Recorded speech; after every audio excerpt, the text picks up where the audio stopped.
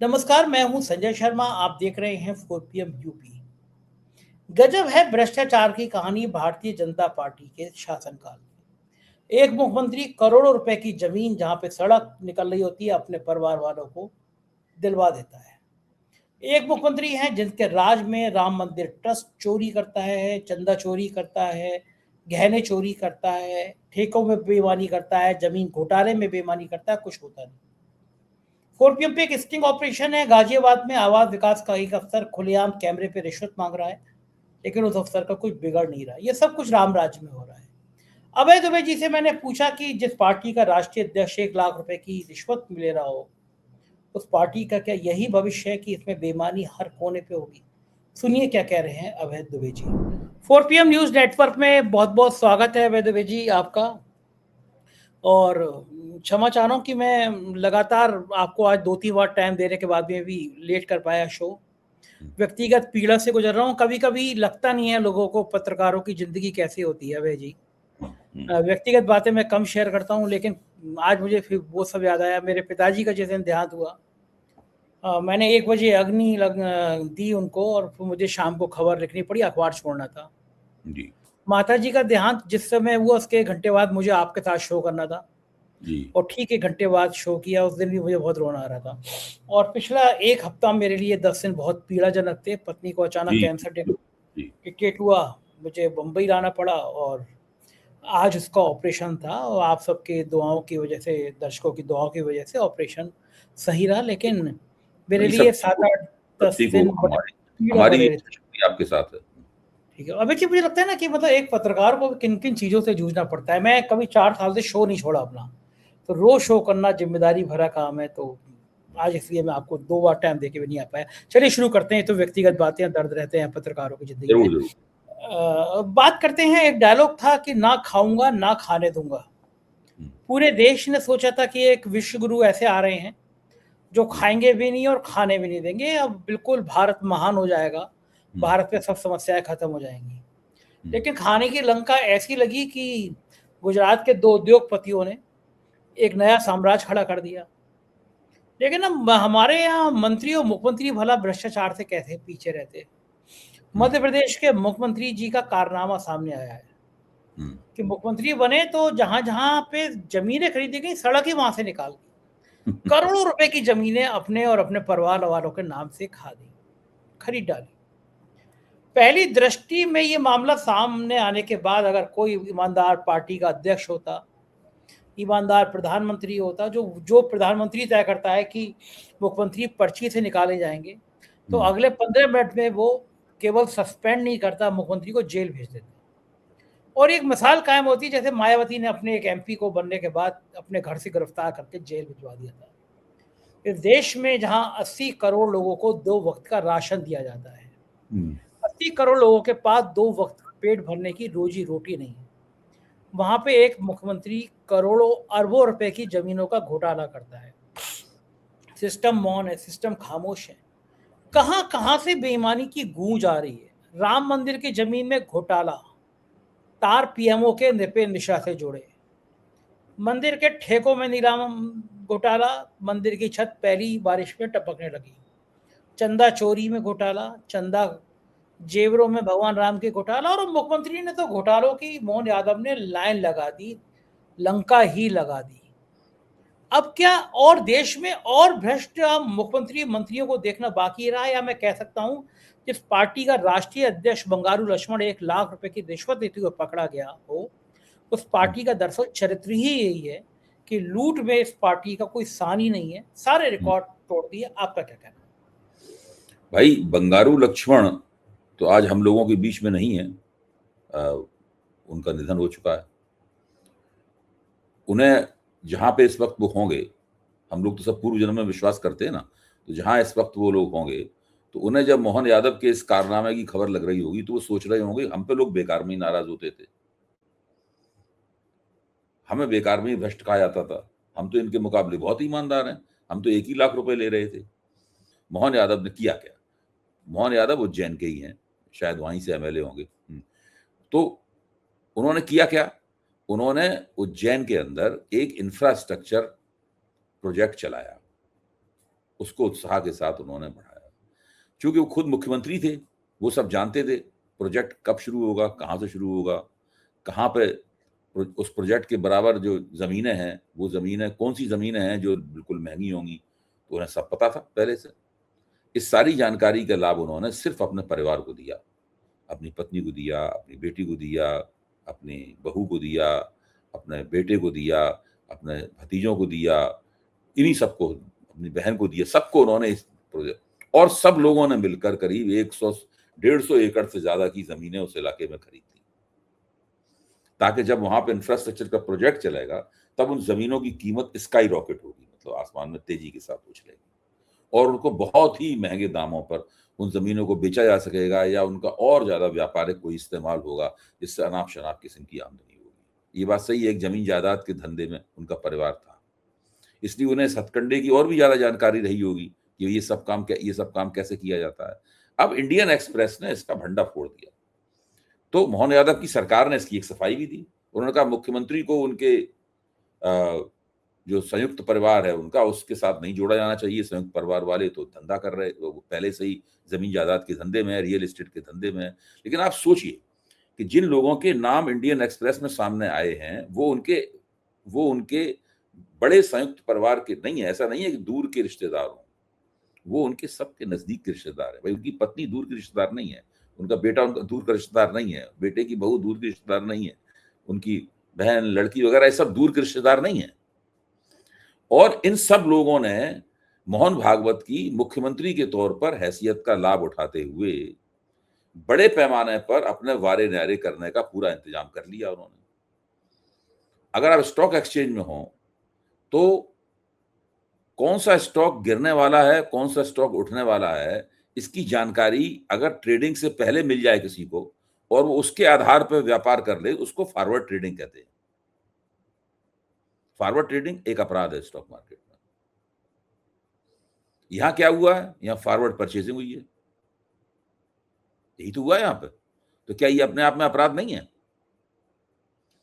अच्छा, Indian express ने इसका भंडा फोड़ दिया, लेकिन आप देख लीजिए कि कहीं मीडिया में इसके ऊपर कोई चर्चा हुई है, कोई बात हुई है? कोई बात नहीं हुई, कोई चर्चा नहीं हुई, कुछ नहीं, नथिंग।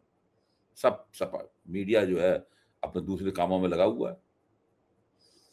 ये भारतीय जनता पार्टी का ये जो प्रकरण है, इसके साथ अगर आप अयोध्या में राम मंदिर में जो वो राम मंदिर की 14 दान पेटियों में से की गई जो करोड़ों रुपए की, सैकड़ों करोड़ रुपए की चोरी है, उससे जोड़ दिया जाए, राम मंदिर के लिए जो जमीनें खरीदी गई उसमें जो भ्रष्टाचार हुआ उसके साथ उसको जोड़ दिया जाए, अगर राम मंदिर के निर्माण में जो 40% कमीशन, हर बात पे 40% कमीशन दिया गया, अगर उससे इसको जोड़ दिया जाए, अगर इन दोनों कांडों को जो मथुरा में घटित हो रहा है उसके साथ जोड़ दिया जाए, भाई मथुरा में फलाहारी बाबा दिनेश शर्मा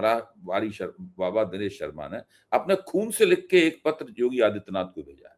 अपने खून से लिखा है उन्होंने पत्र, जिसमें उन्होंने आरोप लगाया है कि कृष्ण जन्मभूमि जो सेवा सदन है उसके संचालक हैं, उन्होंने 1000 करोड़ रुपए की संपत्ति अर्जित कर ली है। और 1000 करोड़ रुपए की संपत्ति अर्जित करने वाले जवाब में कहा कि भाई इसकी जांच करा ली जाए। बहरहाल मामला क्या है, उन्होंने संपत्ति अर्जित की है नहीं की, फलाहारी बाबा ने अपने खून से लिखा है, किसके खून से पत्र लिखा है, इस सबसे हम लोगों को मतलब नहीं है। सवाल इस बात का है कि ये हिंदुत्व की राजनीति के भीतर जो भयंकर किस्म का भ्रष्टाचार पनप रहा है, ये सारे के सारे, सारा का सारा घटनाक्रम उसका प्रमाण है। आप देखिए ना ये सब क्या हो रहा है। ये लोग कोई वामपंथी नहीं है, ये लोग कोई सेकुलर लोग नहीं है, ये लोग धार्मिक प्रतिष्ठानों के साथ जुड़े हुए राष्ट्रीय स्वयंसेवक संघ या उनको पसंद आने वाले राष्ट्रीय स्वयंसेवक संघ के प्रचारक हैं, पदाधिकारी हैं, या राष्ट्रीय स्वयंसेवक संघ ने जिनकी संस्तुति की है, ये वो लोग हैं। और ये सब लोग मिलकर, इसमें मुख्यमंत्री भी शामिल हैं, इसके अंदर राम जन्मभूमि ट्रस्ट के लोग भी शामिल हैं, इसके अंदर कृष्ण जन्मभूमि से जुड़े के बंदोबस्त से जुड़े हुए लोग भी शामिल हैं। ये सब लोग मिलकर बहुत बड़े पैमाने पर करोड़ों अरबों रुपए का भ्रष्टाचार कर रहे हैं। कुछ भ्रष्टाचार अभी हो रहा है, कुछ भ्रष्टाचार करने के लिए ऐसे जैसे कि मध्य प्रदेश में उसके लिए जमीन तैयार कर ली है। अब इसमें विश्वगुरु हमारे क्या कर रहे हैं, वो जिन्होंने डायलॉग मारा था कि ना खाऊंगा ना खाने दूंगा, बहुत बड़े पैमाने पर नरेंद्र मोदी की अध्यक्षता में, नरेंद्र मोदी की देखरेख में, नरेंद्र मोदी जिस सिस्टम के इंचार्ज हैं, जिसको खुद को वो प्रधान सेवक कहते हैं, जिस सिस्टम के वो प्रधान सेवक हैं, उनके देखरेख में इतना जबरदस्त भ्रष्टाचार चल रहा है, लेकिन उनकी तरफ से कोई चू भी नहीं हो रही, कुछ भी नहीं हो रहा। लोग मानते हैं कि भाई बीजेपी ने एक अपना इकोसिस्टम बना रखा है, उसकी सब सेटिंग सही है, इस प्रकार की घटनाएं होती रहती हैं, इस प्रकार की घटनाओं से निपट लिया जाएगा।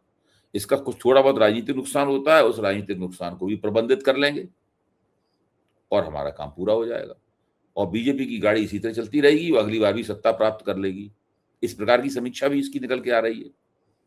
साथ ही इस प्रकार की ये भी समीक्षा निकल के आ रही है कि योगी आदित्यनाथ ने जो एसआईटी बनाई हुई है अयोध्या में, राम मंदिर में जो भ्रष्टाचार हुआ है उसके ऊपर, उससे जो उन्होंने तथ्य प्राप्त कर लिए हैं, उन तथ्यों के आधार पर वो आला कमान को ब्लैकमेल करेंगे। इसको ये भी निकल के आ रही है कि दरअसल ये भी चर्चा है कि राष्ट्रीय स्वयंसेवक संघ और बीजेपी के बीच की एक झड़प भी हो सकती है ये, क्योंकि राम मंदिर ट्रस्ट के ऊपर राष्ट्रीय स्वयंसेवक संघ के लोगों का कब्जा था। तो बीजेपी ने ये दिखा दिया है कि ये लोग भी, हम दोनों एक ही हमाम में बैठे हुए हैं, नंगे कपड़े उतारे हुए, ये कोई हमसे ज्यादा पवित्र नहीं है। तो इस प्रकार का पूरा सब हो रहा है, और इसमें खेल असल में क्या होगा, कैसे लीपापोती होगी, कैसे इस चीज को बचाया जाएगा, इस पर हम लोगों की निगाह रहनी चाहिए, क्योंकि ये भ्रष्टाचार की, भाजपा के भ्रष्टाचार की केस स्टडी होगी। अच्छा, मुझे भाजपा कैसे ईमानदार, भ्रष्टाचार करती है और कैसे भ्रष्टाचार को दबाया जाता है, उसकी ये केस स्टडी होगी। अभय जी, आपको याद होगा अन्ना आंदोलन के समय 2G घोटाला, कॉमनवेल्थ घोटाला, ये घोटाला, वो घोटाला, कांग्रेस पे निरे आरोप लगते थे। सरकार बदली, एक भी आरोप साबित नहीं हुआ, लगभग सब आरोपों में बरी हो गए। लेकिन अब ये जो भारतीय जनता पार्टी की भ्रष्टाचार की गंगा बह रही है, गंगोत्री बह रही है, इसके तो सारे दस्तावेजी प्रमाण सामने हैं। मंदिर में चोरी हुई, सबसे ये देखिए, ये देखिए, एक भ्रष्टाचार जिसका हम लोगों ने जिक्र किया, वो मध्य प्रदेश में हो रहा है, उसमें मुख्यमंत्री और उनका परिवार शामिल है। दूसरा भ्रष्टाचार अयोध्या में हो रहा है, जहां पर राम जन्मभूमि ट्रस्ट शामिल है, जो सीधे सीधे वो लोग सरकार के सदस्य नहीं है। तीसरा भ्रष्टाचार के आरोप कृष्ण जन्मभूमि में लगे हैं, उसमें भी सीधे सीधे सरकार के लोग शामिल नहीं है। लेकिन नरेंद्र मोदी की सरकार के भीतर 10,000 करोड़ रुपए के भ्रष्टाचार का पोल खाता सीएजी खोल चुकी है, और हम लोग उस भ्रष्टाचार के पोल खाते को 4 PM के इसी मंच के ऊपर हम और आप दोनों मिलकर उसके ऊपर चर्चा कर चुके हैं। वीडियो बना था, उसको लाखों लोगों ने देखा भी था। जो प्रधानमंत्री का केंद्र सरकार का जो स्किल मिनिस्ट्री है, ये भ्रष्टाचार वहां पे हुआ है। जहां पर जितने भी स्किल सेंटर वगैरह खोले गए हैं, वो सब के सब फर्जी निकले। वो सब ज्यादा से ज्यादा एक ही ईमेल पर, एक ही पते पर सारे सेंटर खोले थे। उसमें 10,000 करोड़ रुपए का सरकार ने जितना पैसा खर्च किया गया था, उसमें से 99% पैसा खा लिया गया।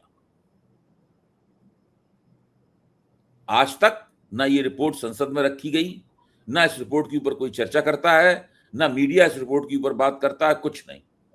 आप सीएजी का रिकॉर्ड देख लीजिए, आपको पूरी रिपोर्ट मिल जाएगी, सबके लिए हमेशा उपलब्ध है। लेकिन सबके मुंह में दही जमा हुआ है, सब लोग चुपचाप बैठे हुए। ये मसला ऐसा है जो खुल गया है। अब उसको कैसे दबाया गया, वो एक केस स्टडी है। स्किल मिनिस्ट्री का जो भ्रष्टाचार हुआ है, उसको कैसे दबाया गया, ये एक केस स्टडी है। राम मंदिर का भ्रष्टाचार कैसे दबाया जाएगा, ये भी एक केस स्टडी होगी। मोहन यादव का भ्रष्टाचार कैसे दबाया जाएगा, ये भी एक केस स्टडी होगी। कृष्ण जन्मभूमि में क्या हो रहा है, वो किस घाट उतरेगा पूरा मामला, वो भी एक केस स्टडी होगी। ये भाजपा के भ्रष्टाचार की केस स्टडीज हैं, और जब ऐसी केस स्टडीज होने लगे तब वो केवल हम लोगों के बीच की चर्चा तक सीमित नहीं रहती हैं।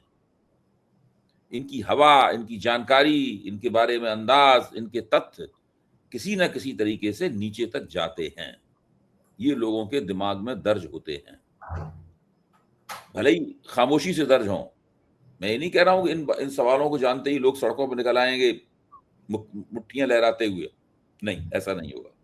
लेकिन ऐसा भी नहीं है कि ये चीजें लोगों के संज्ञान में न जाएं। और संज्ञान में आने पर लोग इनके आधार पर सोचना शुरू ना करें, ऐसा भी नहीं।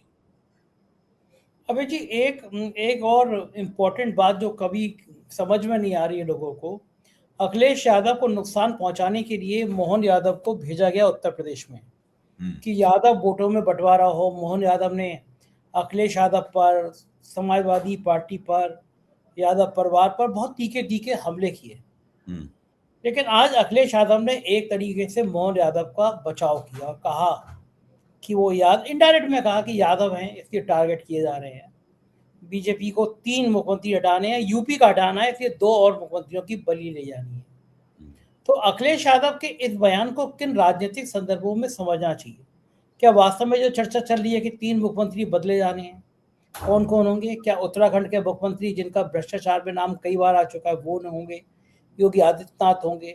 मोहन यादव के लिए कहा जा रहा है कि कैलाश विजयवर्गीय का बहुत बड़ा हाथ है इस रिपोर्ट को लीक कराने में, और कैलाश विजयवर्गीय की आत्मा छटपटाती रहती है मुख्यमंत्री बनने के लिए, ये सब जानते हैं।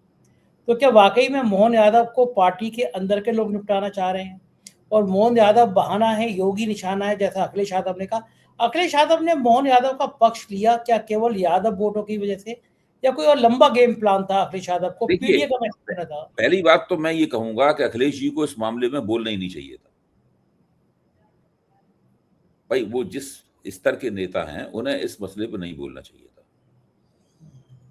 पहली बात तो मैं ये कहूंगा, उन्होंने इस मसले पर बोल के कोई अपना भला, अपनी राजनीति का भला नहीं किया है। उनके बोलने से कुछ भ्रम ही फैला है, तरह तरह की लोग बातें इसके अंदर करेंगे। दूसरी बात यह है कि योगी आदित्यनाथ को हटाया जाएगा कि नहीं हटाया जाएगा, कब हटाया जाएगा, क्या हटाया जाएगा, मेरी समझ में नहीं आता। इसका मोहन यादव के मुख्यमंत्री बने रहने से कोई ताल्लुक है,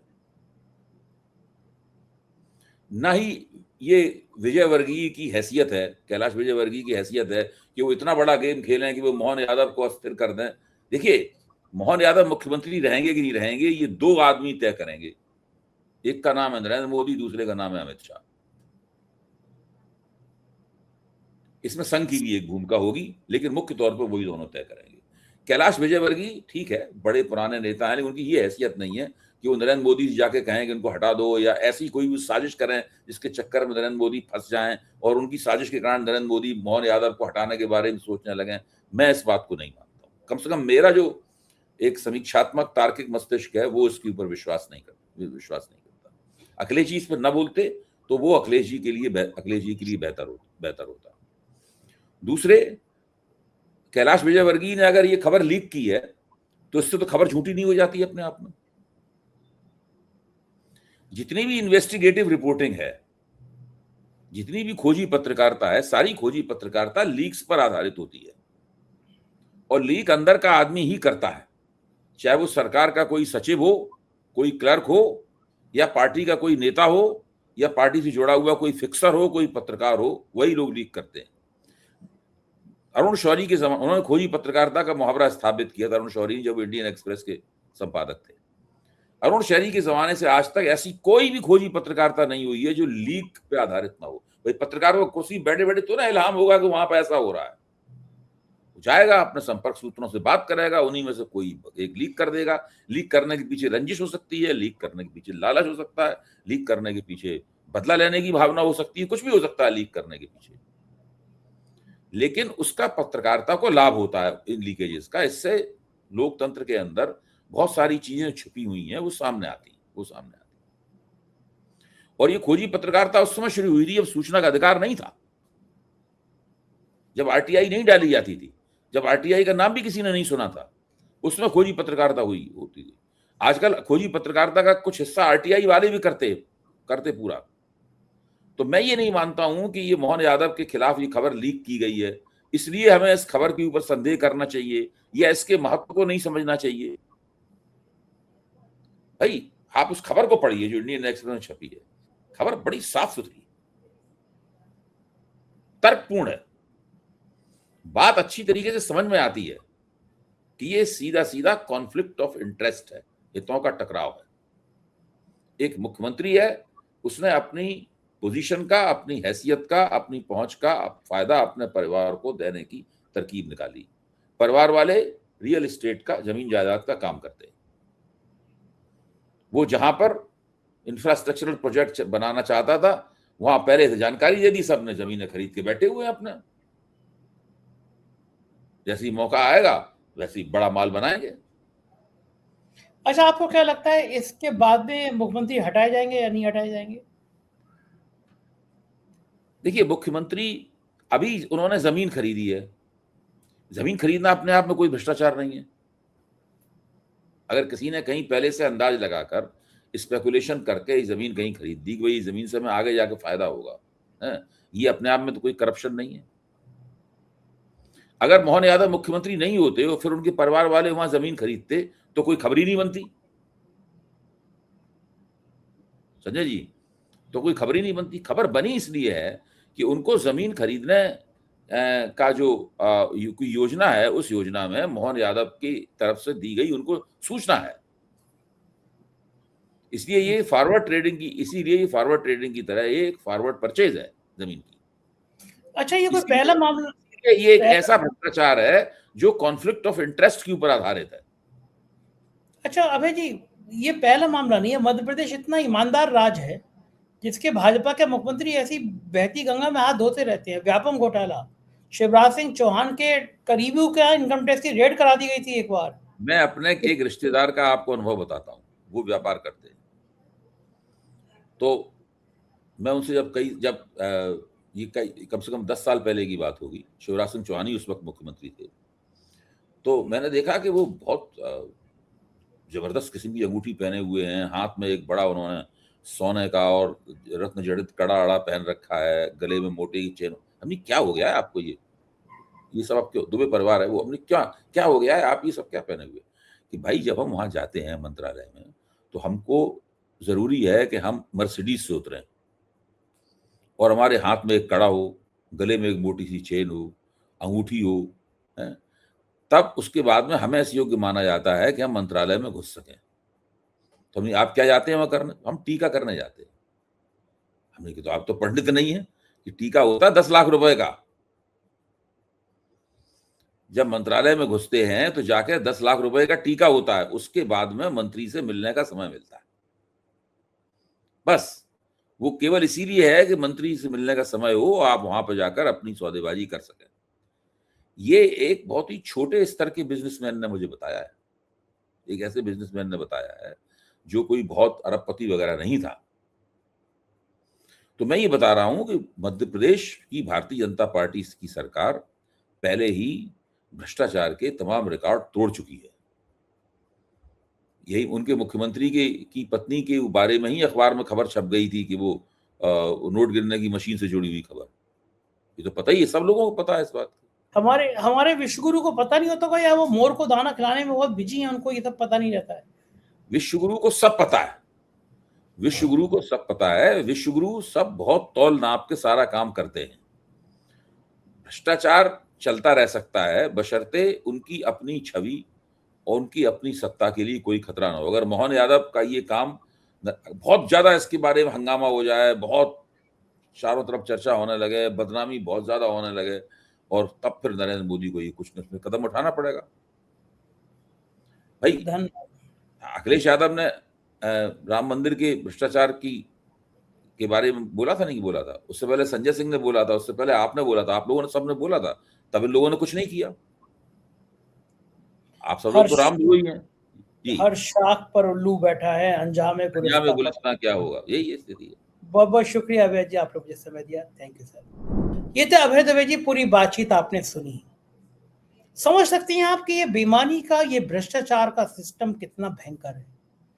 भारतीय जनता पार्टी अब भारतीय भ्रष्ट पार्टी होने की राह पर अग्रसर ही नहीं है, पूरी हो चुकी है। क्या आप मानते हैं कि इसका कोई अंत होगा, इस भ्रष्टाचार का कोई अंत होगा, या अब्दुल की चूड़ी टाइट होती रहेगी, आपको बताया जाता रहेगा और बेईमानी की जाती रहेगी? आप मेरी बात से सहमत हो तो कमेंट जरूर कीजिएगा। शुक्रिया, थैंक यू।